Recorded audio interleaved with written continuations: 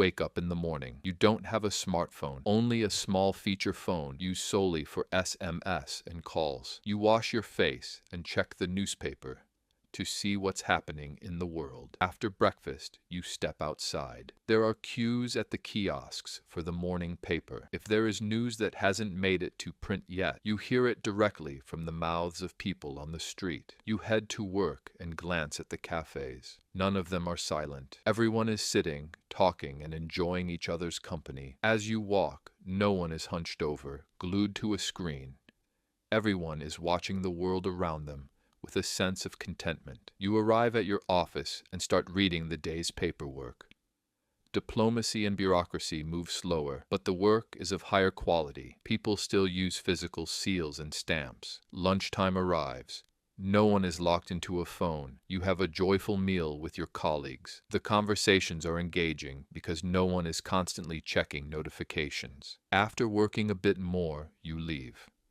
You wait for the bus, and there's no app to tell you exactly when it will arrive. Only a printed sign showing the general scheduled times. You get home, but you're bored and want to play something. You coordinate with your friends, and you go out to play billiards. Days feel like a full 24 hours. Every minute is lived. No one says, "Time is flying by." You return home tired, get into bed, and fall asleep while reflecting on the beauty of the day. This is likely what a single day would look like if the internet had never been invented. The advantages: if the internet was never discovered, stronger focus and attention, no constant notifications, short videos, or social media.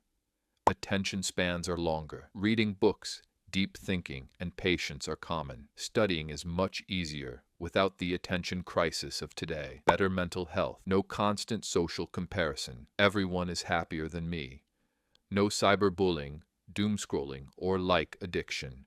Depression and anxiety rates would likely be lower. Deeper social connections. People are forced to meet face to face. Friendships are deeper, and family communication is stronger. There is no ghosting or the loneliness paradox, feeling alone in a crowd. Less misinformation.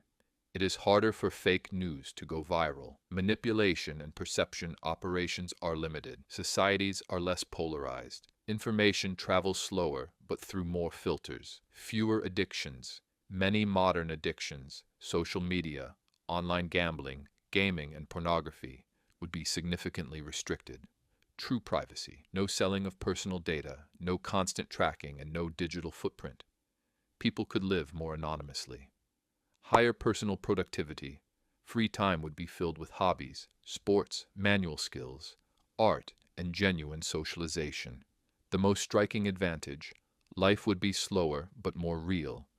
Living in the moment would be mandatory because there is no screen to escape into.